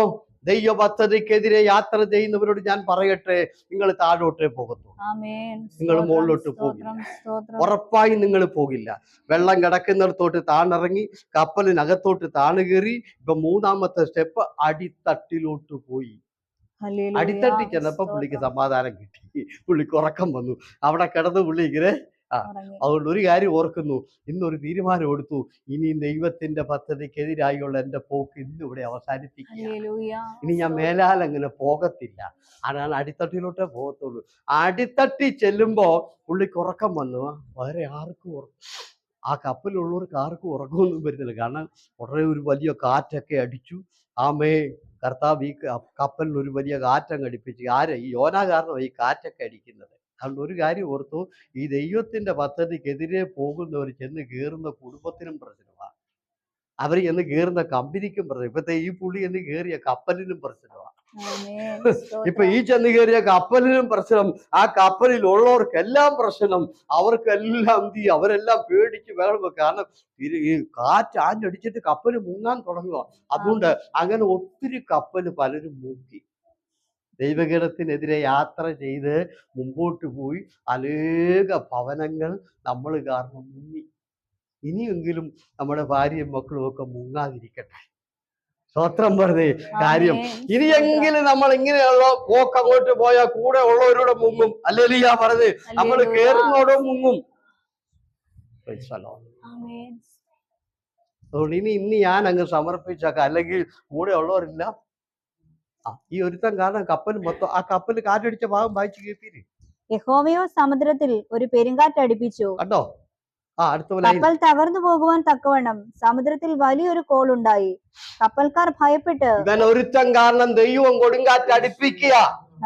ദൈവം കോൾ ഇളക്കുകയാ. Praise the lord. അതുകൊണ്ട് ദൈവത്തിന്റെ പദ്ധതിക്കെതിരെയുള്ള നമ്മുടെ ഓരോ നീക്കങ്ങളും ഇന്ന് രാത്രി ഞാൻ പറയുന്നു, പിടിച്ചു നിൽക്കാൻ പറ്റാത്ത കൊടുങ്കാറ്റുകളും കോളുകൾക്കും ആമേൻ അടിമയാകും കേട്ടോ, കീഴ്പ്പെട്ടു പോകും. യോന കാരണം കാറ്റിളകി ഇതിനകത്തുള്ളവരെല്ലാം വലിയ പ്രശ്നത്തിലായി കേട്ടോ. സ്തോത്രം. ഇനി നമ്മളൊക്കെ ഒരു പ്രത്യേകത എന്താന്ന് ചോദിച്ചാൽ, യോന ഇങ്ങനെ അടിത്തട്ടി കിടന്ന് ഉറങ്ങുക. ചിലർക്ക് ഈ അടിത്തട്ടി ചെന്നാലേ ഉറക്കം പറ്റും, മുകളിലൊന്നും ഉറക്കം വരികയല്ലോ. അടിത്തട്ടി കിടന്ന് ഇങ്ങനെ ഉറങ്ങുക. മറ്റു മനുഷ്യരെല്ലാം ഉടയതമ്പുരാനെ വിളിച്ച് കാറി ബഹളം വെക്കുമ്പോൾ ഈ പുള്ളി സുഖമായിട്ട് ഉറങ്ങുക. ഈ പുള്ളിക്കൊരു പ്രശ്നവുമില്ല. സ്തോത്രം. ഉടനെ ഈ കപ്പലിലുള്ള യാത്രക്കാരെല്ലാരും കൂടെ തീരുമാനിച്ചു, അവർക്ക് കാര്യം മനസ്സിലായി. മനസ്സിലായി ഇത് സാധാരണ അപകടമല്ല, ഇത് വന്നേക്കുന്നത് എന്തോ ദൈവത്തിന്റെ കരമാണെന്ന് മനസ്സിലാക്കിയിട്ട് അവര് പറഞ്ഞു, നമുക്കൊരു കാര്യം ചെയ്യാം, ചീട്ടിട്ട് നോക്കാം ആര് മുഖാന്തരമാണ് ഇത് വന്നെന്നറിയാൻ. ഇവര് നറുക്കിട്ടപ്പോൾ യോനായ്ക്ക് നറുക്ക്. അമ്മേ, ആ ഭാഗം വായിച്ചോ. അനന്തരം അവർ, വരുവിൻ, ആരുടെ നിമിത്തം ഈ അനർത്ഥം നമ്മുടെ മേൽ വന്നിരിക്കുന്നു എന്നറിയേണ്ടതിന് നാം ചീട്ടിടുക എന്ന് തമ്മിൽ പറഞ്ഞു. അങ്ങനെ അവർ ചീട്ടിട്ട് ചീട്ട് യോനായ്ക്ക് വീണു. ഈ ചീട്ട് യോനായ്ക്ക് വീണ്. എന്തിനാണെന്നറിയോ നിങ്ങൾക്ക് ഈ ചീട്ട് വീണത്? യോന തെറ്റുകാരനാണെന്ന് വെളിപ്പെടുത്താനല്ല. ഈ ചീട്ട് വീണത് വീണ്ടും കുഴിയിലോട്ടിടാനാ. മനസ്സിലായോ നിങ്ങൾക്ക്? ഇപ്പൊ യോന കിടക്കുന്ന എവിടെയാ? അടിത്തട്ടിന്ന് പൊക്കിട്ട് വീണ്ടും കുഴിയിലോട്ട് ഇടാൻ പോവുക. സ്തോത്രം. അതുകൊണ്ട് ഒരു കാര്യം ഓർത്തോ, കുഞ്ഞെ, നിനക്കൊരു ചീട്ട് വരുന്നുണ്ട്. അതെന്തിനാന്നറിയോ? ഇപ്പൊ നീ അനുഭവിച്ച കുഴിയല്ല, ഇതിനേക്കാൾ വലിയ കുഴിയിലോട്ട് പോകാനാ. ഹല്ലേലൂയ പറഞ്ഞ്. ദൈവത്തിന്റെ പദ്ധതിക്കെതിരായിട്ട് കടന്നുപോയ യോന ഇപ്പൊ കിടക്കുന്നത് കപ്പലിന്റെ അടിത്തട്ടില. ആ അടിത്തട്ടിന്ന് എടുത്തു വീണ്ടും താഴോട്ടിടാൻ വേണ്ടി ഒടേ തമ്പുരാന്റെ ചീട്ട് മോളിൽ വീണിരിക്കുന്നു. ഹല്ലേലൂയ പറഞ്ഞേ. അപ്പൊ ദൈവത്തിന്റെ പദ്ധതിക്കെതിരെ യാത്ര ചെയ്യുന്നവരാരും മോളിലോട്ട് പോകില്ല. വെള്ളം കിടക്കുന്ന താഴ്ചയിൽ വന്ന് 2 കപ്പലിനകത്ത് കയറി, 3 അടിത്തട്ടിലേക്ക് താണും, 4 പിന്നെയും കുഴിയിലേക്ക് പോകുന്നു. വെള്ളത്തിലോട്ട് പിന്നെയും താഴോട്ട് പോവുക. സ്തോത്രം പറഞ്ഞേ. ഹല്ലേലൂയ പറഞ്ഞേ. അതുകൊണ്ട് ഇന്ന് രാത്രി ഞാൻ പറയട്ടെ, ഇതാണ് നമ്മുടെ പരാജയം. എന്ത്? ദൈവത്തിന്റെ പദ്ധതിക്കെതിരെയുള്ള ജീവിതം, ദൈവത്തിന്റെ പദ്ധതിക്കെതിരെയുള്ള നമ്മുടെ പോക്ക്, ദൈവത്തിന്റെ പദ്ധതിക്ക് ഘടകവിരുദ്ധമായ നമ്മുടെ ജീവിതം, ഇതാണ് നമ്മളെ താഴോട്ട് കൊണ്ടുപോകുന്നത്, ഇതാണ് നമ്മളെ പരാജയത്തിലോട്ട് കൊണ്ടുപോകുന്നത്. വെള്ളം കിടക്കുന്നിടത്ത് താണു വന്ന യോന കപ്പലിനകത്തോട്ട് 2ാമത്തെ തട്ടി കയറിയെങ്കിലും പിന്നെയും യോന കുഴിയിലോട്ട് പോയി, അടിത്തട്ടി ചെന്നു. അവിടെയും ദൈവം കടത്തിയില്ല. മോളിൽ കൊണ്ടുവന്നിട്ട് വീണ്ടും കുഴിയിലോട്ട്. സ്തോത്രം. ഇപ്പോൾ എത്ര സ്റ്റെപ്പ് താണു? വെള്ളം കിടക്കുന്നോട്ട് താണില്ലേ? കപ്പലിനകത്തോട്ട് കയറിയില്ലേ? അടിത്തട്ടിലോട്ട് പോയില്ലേ? വീണ്ടും വെള്ളത്തിലോട്ട്. ഇപ്പൊ 4 സ്റ്റെപ്പ് താണു. സ്തോത്രം. സ്തോത്രം. ഈ രാത്രി തീരുമാനമെടുത്തു, ദൈവത്തിന്റെ പദ്ധതിക്ക് ഘടകവിരുദ്ധമായി ഇനി എൻ്റെ ജീവിതം മുൻപോട്ട് ഞാൻ കൊണ്ടുപോകില്ല. ഇന്ന് ഞാൻ ഇവിടെ സമർപ്പിക്കുന്നു. എത്ര പേര് തീരുമാനിക്കും? ആമേൻ. ഏൽപ്പിച്ചു കൊടുക്കേ. ദൈവത്തിന് നമ്മളെ കുറിച്ചുള്ള ദൈവഗീതം, ദൈവിക നിർണയങ്ങൾ, ദൈവിക പദ്ധതികൾ അത് നിറവേറട്ടെ. യോനായെ കുറിച്ച് ദൈവത്തിന്റെ നിർണയം, നിനവേൽ പോകണം, അവിടെ കർത്താവിനെ വേലയ്ക്ക് വേണ്ടി ഉപയോഗിക്കണം, ദൈവിക ശുശ്രൂഷയ്ക്ക് ഉപയോഗിക്കണം. ആ പദ്ധതിക്ക് ഘടകവിരുദ്ധമാണ് ഇയാളുടെ യാത്ര. ആ യാത്ര താഴോട്ട് പൊക്കോട്ടെ. കപ്പലിന്റെ അടിത്തട്ടിന്ന് എടുത്തു. ഇനി അതിനേക്കാൾ കഷ്ടമായ ഒരു കാര്യം, ശിക്ഷ ആ കപ്പലിന്റെ ഈ ചീട്ട് ഇട്ട ഭാഗം വായിച്ചു. അവിടെ നിന്ന് വീണ്ടും ഒന്ന് വായിച്ചാട്ടെ. അവർ അവനോട്, ആരുടെ നിമിത്തം ഈ അനർത്ഥം നമ്മുടെ മേൽ വന്നു എന്ന് നീ പറഞ്ഞു തരണം. നിന്റെ തൊഴിൽ എന്ത്? നീ എവിടെ നിന്ന് വരുന്നു? നിന്റെ നാട് ഏത്? നീ ഏത് ജാതിക്കാരൻ എന്ന് ചോദിച്ചു. അതിന് അവൻ അവരോട്, ഞാനൊരു എബ്രായൻ, കടലും കരയും ഉണ്ടാക്കിയ സ്വർഗീയ ദൈവമായ യഹോവയെ ഞാൻ ഭജിച്ചു വരുന്നു എന്ന് പറഞ്ഞു. ആ പുരുഷന്മാർ അത്യന്തം ഭയപ്പെട്ട് അവനോട്, നീ എന്തിനങ്ങനെ ചെയ്തു എന്ന് പറഞ്ഞു. അവൻ അവരോട് അറിയിച്ചിരുന്നത് കൊണ്ട് അവൻ യഹോവയുടെ സന്നിധിയിൽ നിന്ന് ഓടിപ്പോകുന്നുവെന്ന് അവർ അറിഞ്ഞു. എന്നാൽ സമുദ്രം മേൽക്കുമേൽ അധികം കോപിച്ചതുകൊണ്ട് അവർ അവനോട്, സമുദ്രം അടങ്ങുവാൻ തക്കവണ്ണം ഞങ്ങൾ നിന്നോട് എന്ത് ചെയ്യേണ്ടു എന്ന് ചോദിച്ചു. അവൻ അവരോട്, എന്നെ എടുത്ത് സമുദ്രത്തിൽ ഇട്ട് കളവീൻ, അപ്പോൾ സമുദ്രം അടങ്ങും. ഓക്കെ, മതി മതി മതി. ഓക്കെ, സ്വന്തം. ഇത് ഞാൻ പ്രസംഗിക്കണോ? അല്ലെങ്കിൽ ബുദ്ധിമുട്ടുണ്ട് എനിക്ക്, പക്ഷെ എനിക്ക് പറയാതിരിക്കാനും പറ്റുകയില്ല. Price the Lord. ആമേ അടിത്തട്ടിന്ന് ചീട്ടിട്ട് മോളിൽ കൊണ്ടുവന്നു. എന്നിട്ട് ചോദിച്ചു, നീ ആരാ? നീ ഏത് ജാതിയാ? നീ ഏത് ദൈവത്തെ ആരാ? പിന്നെ ഒരു കാര്യത്തിൽ ഞാൻ സത്യം പറയാം, ഈ പുള്ളിയുള്ള സത്യമെല്ലാം പറഞ്ഞു. ഇന്നത്തെ പല വിശ്വാസികളും സത്യം പറയത്തില്ല. അവരെന്ത് ചെയ്യും? വേണമെങ്കിൽ ഇത് മറച്ചു വെച്ചോട്ട് പുള്ളിക്ക് എന്ത് ചെയ്യാമായിരുന്നു? പുള്ളി പറഞ്ഞില്ല, ഞാൻ ദൈവത്തെ ആരാധിക്കുന്ന ആൾ തന്നെയാണ്. ദൈവത്തെ ആരാധിക്കുന്ന ആളാണ്. ദൈവം എന്നോട് ചില അരുളപ്പാടുകളൊക്കെ തന്നിരുന്നു. അമ്മ, ഞാനത് അനുസരിക്കാതെ സർവീസിലേക്ക് പോവുകയാണ്. ഞാൻ ഇന്ന യാതിക്കാരനാണ്, എല്ലാം പുള്ളി പറഞ്ഞു. അതുകൊണ്ട് ഇനിയേലും ഉള്ള സത്യം ഒന്ന് പറഞ്ഞു. എന്തല്ല, ഞാൻ തെറ്റുകാരനാ. പ്രൈസലോ, എൻ്റെ ഭാഗത്ത് ഒത്തിരി കുറവുണ്ട്. ഇനി അത് മറച്ചു വെക്കാൻ നോക്കാതെ ഈ മനുഷ്യൻ തുറന്നു പറഞ്ഞു, ആമേ ഞാൻ എന്ത് ചെയ്യാ, ദൈവം പറഞ്ഞതിന് വിരുദ്ധമായിട്ടാണ് പോകുന്നത്. അപ്പോൾ വായിച്ചു കേട്ടോ, ദൈവത്തിനെതിരായിട്ട് ഓടുകയാണെന്ന് അവർക്ക് ബോധ്യമായി എന്ന് വായിച്ചു കേട്ടില്ലേ? സ്തോത്രം പറഞ്ഞേ. അപ്പൊ ആ ഒരു കാര്യത്തിൽ പുള്ളി സത്യസന്ധന, ഉള്ള തെറ്റും കുറവും എല്ലാം പുള്ളി ദൈവം ഭാഗം തുറന്ന് സമ്മതിക്കുക. അത് പുള്ളി നീതീകരിക്കാനായിട്ട് മറച്ചു വെക്കാൻ സമ്മതിക്കുന്നില്ല. ആ ഒരു കാര്യത്തിൽ ഓലായി നമുക്ക് അഭിനന്ദിക്കാം. നമ്മളൊക്കെയാണ് എന്ത് ചെയ്യും, അത് മറച്ചു വെച്ചിട്ട് ഇങ്ങനെ പോകും, ഇല്ലേ?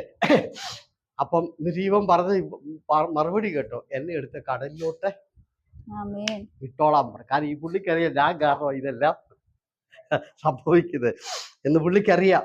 Price the lord. അപ്പൊ നിങ്ങൾ ശ്രദ്ധിക്കേ, 2 പേര് മുന്നോട്ട് വന്നിട്ട് രണ്ടു പേരിങ്ങനെ കാലെ പിടിച്ചു, ഒരാള് കയ്യിൽ പിടിച്ചു തൂക്കി പിടിച്ചേക്കുവാ വെള്ളത്തിലോട്ട്. ഇത് കണ്ടോ? നീ ആരാ? നീ ഏത് ജാതിക്കാരനാ? നീ ഏത് പള്ളിക്കാരനാ? നീ ഏത് ആരാധനക്കാരനാന്ന് ഇപ്പം ആര് ചോദിക്കുന്നു? നാട്ടുകാർ ഇങ്ങോട്ട് ചോദിക്കുന്നു. നാട്ടുകാരോട് അങ്ങോട്ട് സുവിശേഷം പറയേണ്ടവനോട് നാട്ടുകാർ ഇങ്ങോട്ട് ചോദിക്കുക, നിന്റെ ആരാധന ഏതാന്ന്? നിന്റെ ദൈവം ഗതികേട് കണ്ടോ? സ്തോത്രം പറഞ്ഞ് അങ്ങോട്ട് ദൈവത്തെ കുറിച്ചും ദൈവാരാധനയെ കുറിച്ചും ഒക്കെ പറഞ്ഞ് അവരെ ദൈവത്തെ എന്ത് ചെയ്യണം, ദൈവത്തെ വെളിപ്പെടുത്തി കൊടുക്കേണ്ടവനോട് അവരിങ്ങോട്ട് ചോദിക്കുക, എടാ നീ ഏത് പാസ്റ്ററാണ്? നീ ഏത് സുവിശേഷകനാ? നീ ഏത് പള്ളിക്കാരനാണ്? ഇങ്ങോട്ട് ഇതിനിട വരുത്തരുത്. നാളെ മറ്റുള്ളത് ചോദിക്കടാ, നീ ഏത് പള്ളിക്കാരനാടാ? നീ ഏത് പാസ്റ്റർ കൂടെയാണോ കൂടുന്നത്? നീ ഏത് ദൈവത്തെയാണ് ആരാധിക്കുന്നത്? എല്ലാ ദൈവം ഞാൻ വിടാകാൻ ഇരുന്നോട്ടെ, എനിക്ക് ദോഷമൊന്നും ചെയ്യില്ല കേട്ടോ. ചോദിക്കാൻ ഇടവരുത്തരുത്. അത് തന്നെയല്ല, നാട്ടുകാരുടെ കയ്യിൽ ഇവൻ തൂങ്ങിക്കിടക്കുക. അതാ ഞാൻ ചോദിച്ച പ്രസംഗിക്കണമെന്ന്. 2 പേര് കാലെ പിടിച്ചിരിക്കുക, 2 പേര് കയ്യെ പിടിച്ചിരിക്കുക, വെള്ളത്തിലോട്ട് ഇടാൻ. അങ്ങനെ സുവിശേഷം പ്രസംഗിക്കേണ്ടവൻ ഇപ്പൊ നാട്ടുകാരുടെ കൈ തൂങ്ങിക്കിടക്കുക. അവരാ തീരുമാനിക്കേണ്ട ഇവൻ ജീവിക്കണോ? കേട്ടോ, ദൈവവേല ചെയ്യുന്നവൻ നാട്ടുകാരവനെ തൂക്കി പിടിച്ചിരിക്കുക. ഹല്ലേലൂയ പറഞ്ഞേ. അവര് വെള്ളത്തോട്ട് കളയാൻ പോവാ. 2 പേര് കയ്യെ പിടിച്ച് 2 പേര് ഇങ്ങനെ നാട്ടുകാരുടെ കയ്യിൽ സുവിശേഷകൻ തൂങ്ങിക്കിടക്കുക. എന്നാ കൃപയുള്ള ഭാഷയാണെന്നറിയോ? ഒറ്റ പ്രസംഗത്തിൽ 1,20,000 പേരെ രക്ഷിക്കപ്പെടുത്തി.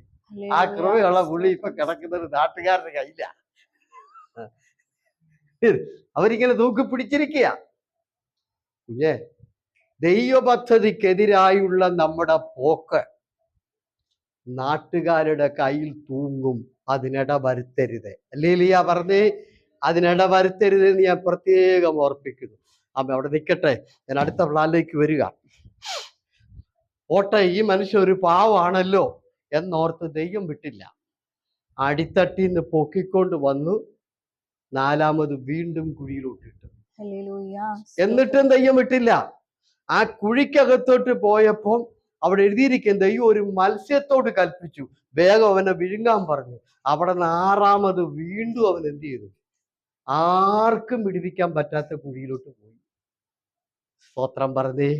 അതുകൊണ്ട് ഇന്ന് രാത്രി തീരുമാനിച്ചു, ദൈവത്തിന്റെ പദ്ധതിക്കെതിരായി പോയ യോന വെള്ളം കിടക്കുന്നിടത്തോട്ട് താണു. കപ്പലിനകത്ത് കയറി രണ്ടാമത്തെ പ്രാവശ്യം താണു. മൂന്നാമത്തെ പ്രാവശ്യം അടിത്തട്ടിലേക്ക് താണു. നാലാമത്തെ പ്രാവശ്യം വെള്ളത്തിലേക്ക് താണു. അഞ്ചാമത്തെ പ്രാവശ്യം മത്സ്യത്തിന്റെ വയറ്റിലേക്ക് അവൻ പോയി. അതുകൊണ്ട് ഇന്ന് രാത്രി ഞാൻ ഒരിക്കൽ കൂടെ പറയുന്നു, ദൈവത്തിന്റെ പദ്ധതിക്കെതിരെയുള്ള നമ്മുടെ യാത്ര ഒരിക്കലും ഉയരങ്ങളിലേക്കായിരിക്കത്തില്ല.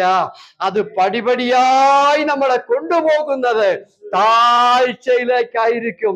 അതുകൊണ്ട് ഇന്ന് രാത്രി സമർപ്പിച്ചു. ഇനിയുള്ള കാലം ദൈവത്തിന്റെ പദ്ധതിക്കെതിരെ ഒരൊറ്റ സ്റ്റെപ്പ് പോലും ഞാൻ എടുക്കത്തില്ല. ദൈവഹിത പ്രകാരം മാത്രമേ ഞാൻ പോകും. എത്ര പേര് തീരുമാനിച്ചു? ദൈവം പറഞ്ഞു, നീ നിനവേ പോകാൻ. നിനവേലോട്ട് ഈ മനുഷ്യൻ പോയില്ല. അതിനെതിരായിട്ട് സർസീസിലേക്കാണ് ഈ മനുഷ്യൻ യാത്ര ചെയ്തത്. അതുകൊണ്ട് ഇന്ന് രാത്രി ഞാൻ ചോദിക്കട്ടെ, ഇതുവരെയും ദൈവത്തിനും ദൈവിക പദ്ധതിക്കും എതിരെയാണ് പോകുന്നെന്ന് തോന്നുന്നെങ്കിൽ ഇന്ന് രാത്രി മടങ്ങി വരിക. നമുക്കത് അവസാനിപ്പിക്കാം.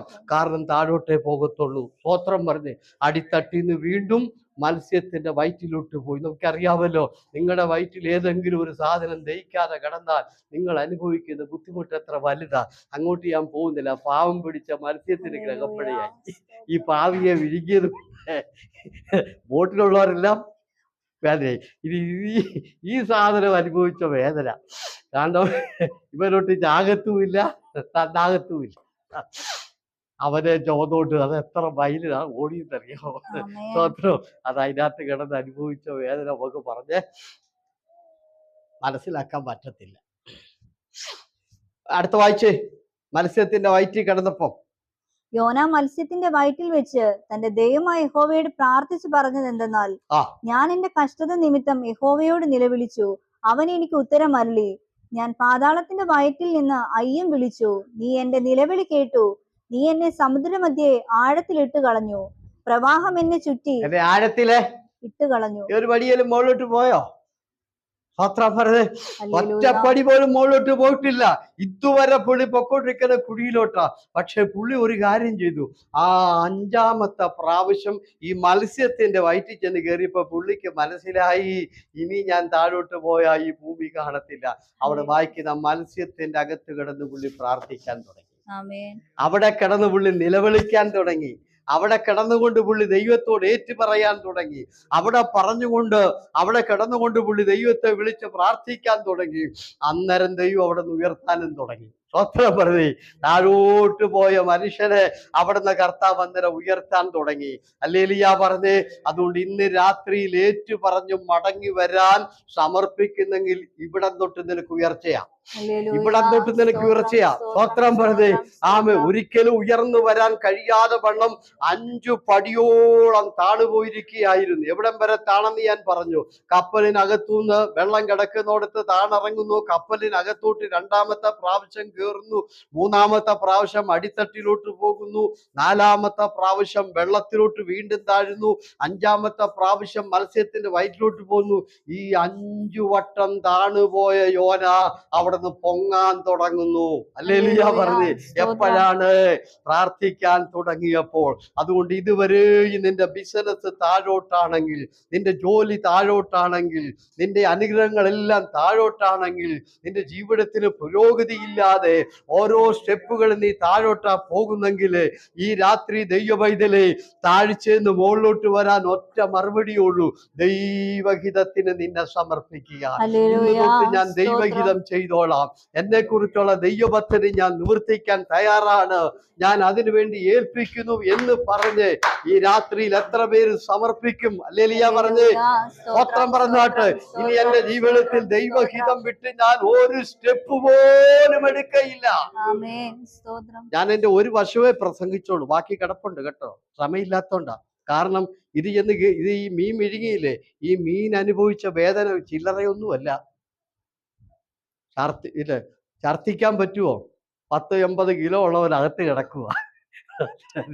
അവനകത്ത് വെറുതെ കിടക്കുവല്ല, അവിടെ എഴുതിയിരിക്കുന്ന കണ്ടോ. അതിനകത്ത് പ്രാർത്ഥനയാ പുള്ളി. പുറത്തായിരുന്ന സമയത്ത് ആരാധന പുള്ളിക്ക് താല്പര്യമൊന്നുമില്ല. ഇപ്പൊ പുള്ളി തന്നെ പ്രാർത്ഥിക്കുന്ന കണ്ടോ. സ്തോത്രം പറഞ്ഞേ. ഇപ്പൊ പുള്ളി ഉപവാസമാണ്. കാരണം അവിടെ കാപ്പി ചായ ഒന്നും കിട്ടുകയല്ലോ. അതുകൊണ്ട് ചിലരുണ്ട് ഒന്നും മാറ്റി വെച്ച് ഊസിക്കുകയില്ല. അങ്ങനെയുള്ള പുള്ളികളെ ഒന്നും കിട്ടാത്തോടത്ത് കൊണ്ടിരുത്തി പ്രാർത്ഥിക്കാൻ പുള്ളിക്കറിയാം. ഇപ്പൊ കണ്ടോ, ഇവിടെ ചായയും കാപ്പിയും ഒന്നും കിട്ടുകയില്ല. 3 ദിവസവും ഈ പുള്ളി കഠിന ഉപവാസം അതിനകത്ത് എടുത്തു. നേരെ ചൊവ്വ പ്രാർത്ഥിക്കത്തില്ല. ഒടേ തമ്പുരാനെ കൊണ്ട് ഇങ്ങനെ ജയിക്കരുത്. നേരെ ചൊവ്വ ദൈവത്തെ ആരാധിച്ചില്ലെങ്കിൽ കഞ്ഞി പോലും കുടിക്കാതെ, വെള്ളം പോലും കുടിക്കാതെ സ്തോത്രം പറയാണ്ട് സ്ഥലത്ത് കൊണ്ട് എത്തിക്കും. സ്തോത്രം പറഞ്ഞ് അവിടെ കൊണ്ട് പുള്ളി എത്തിക്കും. അവിടെ കിടന്ന് പ്രാർത്ഥനയാണ്. ഏതായാലും കർത്താവ് പ്രാർത്ഥന കേട്ടു. ഇനി പൊക്കാൻ ഇത്ര നേരം താഴ്ത്താനാ തീരുമാനിച്ചത്. ഇനി കർത്താവ് അവിടുന്ന് പൊക്കാൻ തീരുമാനിച്ചു. സ്തോത്രം പറഞ്ഞ് അവിടുന്ന് പൊക്കാൻ തുടങ്ങി. മത്സ്യത്തോട് പറഞ്ഞു ഇവനെ കൊണ്ട് നിലവേൽ ഛർദ്ദിച്ചേക്കാൻ പറഞ്ഞു. സ്തോത്രം പറഞ്ഞ് ഇല്ലെങ്കിൽ അവിടുന്ന് ഒരിക്കലും വെളി വരികയല്ല. മത്സ്യത്തിന്റെ വയറ്റിൽ നിന്ന് എങ്ങനെ വെളി വരാനാ? പക്ഷേ ഇവന് ഒരുത്തരം ഈ 10, 40, 50, 60 കിലോ ഉള്ള ഒരുത്തരം ഛർദ്ദിച്ച് വെളിയിൽ കളയ അതിന് വല്ല ബുദ്ധിമുട്ട് കൊണ്ടോ?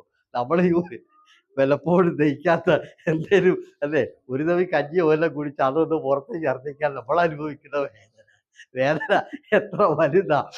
ആമേൻ, പ്രൈസ് ദി ലോർഡ്. ഞാൻ അതിന്റെ ഭൂമിശാസ്ത്രം കൂടെ പഠിച്ചതാ.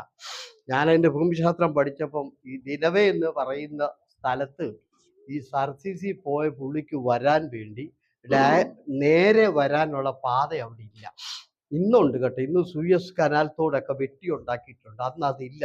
അതുകൊണ്ട് ഇന്ത്യൻ മഹാസമുദ്രത്തിന്റെ പടിഞ്ഞാറ് ചെന്നിട്ട് ആ മീൻ ഇങ്ങനെ കറങ്ങി 5000 കിലോമീറ്റർ സഞ്ചരിക്കണം. എന്നാലേ നിലവേലത് വില ഉണ്ടോ? 3-4 ദിവസമായി പച്ചവെള്ളം കുടിക്കാതെ ഈ മീൻ അനുഭവിച്ച വേദന ഇവരെവിടെ കൊണ്ട് എത്തിക്കണ്ടേ? Price the Lord. അത് അവിടെ കൊണ്ട് കറക്റ്റ് എത്തി. അങ്ങനെ യോന വെളിയിൽ വന്നു. നിങ്ങൾ ഈ അധ്യായം വീട്ടിൽ പോയിരുന്ന് വായിക്കുക. ദൈവം നമ്മളെ പഠിപ്പിക്കുന്ന ഒത്തിരി പാഠമുണ്ട്. അവിടെ ഇങ്ങനെ പഠിപ്പിക്കുന്നത് മത്സ്യത്തോട് കൽപ്പിച്ചു. കേട്ടോ, ഒരു ജീവിയായ മത്സ്യം ദൈവത്തിന്റെ വചനം അനുസരിക്കുമ്പോൾ പ്രവാചകൻ വചനവിരുദ്ധം അതിനകത്ത് കിടക്കുവാണ്. അത് ദൈവം പറഞ്ഞ ഉടനെ കേട്ടു. മത്സ്യത്തോട് ഇവനെ കൊണ്ട് വിഴുങ്ങി നിലവേൽ എത്തിക്കാൻ പറഞ്ഞപ്പം അതനുസരിച്ചു. അത് കഴിഞ്ഞപ്പോ ഈ പുള്ളി നിലവേ ചെന്നപ്പം അവിടെ പുള്ളിക്ക് തണലില്ലാതെ വന്നപ്പം ദൈവം ഒരു ആവണക്കിനെ മുളപ്പിച്ചു. അത് കഴിഞ്ഞപ്പോൾ ഒരു പുഴുവിനോട് പറഞ്ഞു അത് ഉണക്കാൻ പറഞ്ഞു. അങ്ങനെ ഈ ലോകത്തിൽ പുഴു തൊട്ടുള്ള സകല ജീവികളും ദൈവശബ്ദം കേൾക്കുന്നു, അത് ദൈവത്തെ അനുസരിക്കുന്നു, ദൈവിക പദ്ധതിക്ക് അത് സമർപ്പിക്കുന്നു. നമ്മൾ മാത്രം ഇത് ചെയ്യല. പുഴു അത് ചെയ്തു. ആവണിക്കിലെ പുഴു എന്ത് ചെയ്തു? കർത്താവ് പറഞ്ഞതുപോലെ പുഴു അത് ഉണക്കി. മത്സ്യം കർത്താവ് പറഞ്ഞതുപോലെ എന്ത് ചെയ്തു? യോനായെ വിഴുങ്ങി. ഇവൻ മാത്രം ദൈവം പറഞ്ഞത് കേട്ടില്ല. സ്തോത്രം പറഞ്ഞ് ഇവൻ എന്ത് ചെയ്തു? നിനവയിലേക്ക് പോകാൻ പറഞ്ഞവൻ സർസീസിലേക്ക് പോയി. അതുകൊണ്ട് ഇത് നമുക്കൊരു പാഠമായിരിക്കട്ടെ. നമ്മൾ പലപ്പോഴും എന്ത് ചെയ്യുന്നില്ല? നമ്മൾ പലപ്പോഴും ജീവജാലങ്ങളെല്ലാം ദൈവത്തെ അനുസരിക്കുമ്പോൾ എല്ലാ ജീവജാലങ്ങളും ആ പുഴു തൊട്ടും മത്സ്യം തൊട്ടു പലതും ദൈവത്തെ അനുസരിക്കുമ്പോൾ ദൈവത്തിന്റെ സൃഷ്ടിയായ നമ്മൾ മാത്രം പലപ്പോഴും ദൈവത്തെ തള്ളി യാത്ര ചെയ്യും. അപ്പൊ ഞാൻ ഈ മെസ്സേജ് ഇവിടെ അവസാനിപ്പിക്കാൻ പോവുകയാണ്. ഞാൻ ഒന്നുകൂടെ പറയുന്നു, ആത്മീകമായി ഉയർന്നിരുന്ന യോന എത്ര സ്റ്റെപ്പ് താഴെ വന്നു? ദൈവത്തോട് അടുത്തിരുന്നിട്ടല്ലേ ദൈവം സംസാരിച്ചത്. ഉയരത്തിൽ ദൈവകൃപയിൽ നിറഞ്ഞിരുന്നവൻ കടപ്പുറത്തേക്ക് താണു, കപ്പലിനകത്തേക്ക് താണു, അടിത്തട്ടിലേക്ക് താണു, വീണ്ടും വെള്ളത്തിലേക്ക് താണു, വീണ്ടും മത്സ്യത്തിന്റെ വയറ്റിലേക്ക് താണു. സ്വത്രം പറഞ്ഞേ, എത്ര സ്റ്റെപ്പ് അവൻ താഴ്ചയിലേക്ക് പോയി. ആത്മീക ഉയരങ്ങളിൽ ഇരുന്ന് ദൈവകൃപ അനുഭവിച്ച് അനേക ശുശ്രൂഷകൾ ചെയ്തിരുന്ന ഭക്തൻ ദൈവത്തിന്റെ പദ്ധതിക്കെതിരെ കാലെടുത്തു വെച്ചപ്പോൾ അവൻ പടിപടിയായി താഴ്ചയിലേക്ക് പോയി. ഹല്ലേലൂയ പറഞ്ഞേ. എത്ര പേര് ഇന്ന് രാത്രി തീരുമാനിക്കും? ഒരിക്കൽ കൂടെ ഞാൻ ചോദിക്കുകയാണ്, ഈ രാത്രി ദൈവഹിതത്തിന് സമർപ്പിക്കുവോ? ദൈവഹിതത്തിന് സമർപ്പിക്കുവോ? കർത്താവെ, പലപ്പോഴും ദൈവഹിതത്തിനെതിരായി ഞാൻ മുന്നോട്ട് കാലെടുത്ത് വെച്ചിട്ടുണ്ട്. ദൈവഹിതത്തിനെതിരായി ഞാൻ ചിന്തിച്ചിട്ടുണ്ട്. ദൈവഹിതത്തിനെതിരായി എൻ്റെ ജീവിതത്തിൽ കുറവുകൾ സംഭവിച്ചിട്ടുണ്ട്. ദൈവഹിതത്തിനെതിരായി പലപ്പോഴും ഞാൻ പലതും ചെയ്തിട്ടുണ്ട്. എന്നോട് ക്ഷമിക്കണം. ഞാൻ ഇന്ന് ദൈവത്തിന്റെ പദ്ധതിക്ക് ഇനിയും ഘടകവിരുദ്ധമായി എൻ്റെ ജീവിതം മുൻപോട്ട് പോകില്ല, ദൈവഹിതത്തിന് സമർപ്പിക്കുന്നു എന്ന് പറഞ്ഞ് എല്ലാരും കണ്ണുകൾ അടച്ച് ഒരു നിമിഷം നിങ്ങൾ പ്രാർത്ഥിച്ച് നിങ്ങളെ സമർപ്പിച്ചാട്ടെ. തീർച്ചയായും നമ്മൾ പോയിരിക്കുന്ന താഴ്ചയുടെ അനുഭവത്തിൽ നിന്നും ദൈവം നമ്മളെ ഉയർത്തും. അതുകൊണ്ട് ഞാൻ എൻ്റെ മെസ്സേജ് തുടങ്ങിയപ്പോഴേ പറഞ്ഞു, പരാജയത്തിന്റെ കാരണങ്ങൾ. ദൈവഹിതത്തിനെതിരെയുള്ള യാത്രയാണ്, ജീവിതമാണ് പരാജയത്തിന്റെ കാരണങ്ങൾ. അതാണ് നമ്മളെ താഴ്ചയിലേക്ക് കൊണ്ടുപോകുന്നത്, അതാണ് നമ്മളെ പരാജയത്തിലേക്ക് കൊണ്ടുപോകുന്നത്. അതുകൊണ്ട് ഞാൻ ആ ഭാഗം അവിടെ നിർത്തുകയാണ്. നമ്മളിപ്പോൾ ദൈവകരത്തിൽ സമർപ്പിക്കുന്നു. നമ്മളിപ്പോൾ തിരുമേശയുണ്ട്, നമ്മൾ അതിലേക്ക് വരികയാണ്. നമുക്ക് ആ വാക്യം എടുത്ത് വായിക്കാം. കൊരിന്ത്യർക്ക് എഴുതിയ ലേഖനം 11-ാം അധ്യായമാണ്. അതിന്റെ 23 തൊട്ടുള്ള വാക്യങ്ങളാണ് ഒരാൾക്ക് വായിക്കാൻ. നമ്മൾ എപ്പോഴും പറയാറുണ്ട്, ഈ ശുശ്രൂഷ എന്ന് പറയുന്നത് നമ്മൾ ഒരിക്കൽ പോലും ഇതിന്റെ പൂർണ്ണമായ വചനങ്ങൾ എടുത്ത് പറഞ്ഞ് നമ്മൾ ചെയ്തിട്ടില്ല. നമുക്ക് അതിനുള്ള സമയമില്ല. എപ്പോഴും ഈ ഒരു വാക്യം നമ്മൾ വായിക്കുന്നത്. ബാക്കി ഒരിടത്തോട്ടും ഇതെങ്ങനെ ഉണ്ടായി, ഇതെന്തിനുണ്ടായി, ഇതിന്റെ പ്രത്യേകത എന്താണ്, ഇതൊന്നും